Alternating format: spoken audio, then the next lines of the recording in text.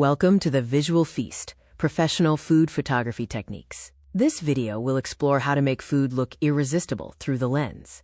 It's often said that we eat with our eyes first. The goal is to make the food look vibrant, so viewers can almost smell the aroma through the screen, influencing their perception of taste before the first bite.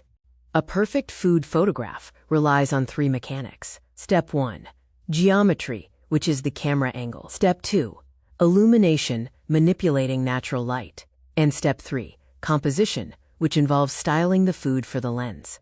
The food's architecture dictates the ideal camera angle. Flat or spread out foods like pizza require a 90-degree angle. Tall or layered foods such as a burger look best at a 45-degree angle.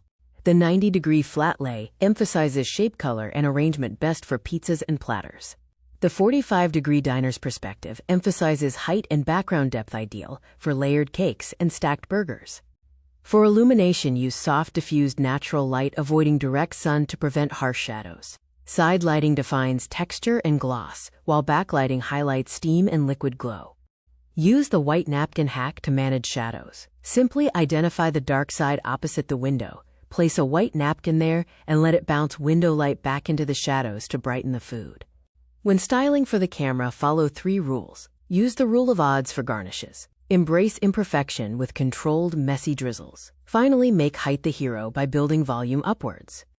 The psychology of odds suggests that odd numbers like 3 blueberries feel more natural, organic, and balanced.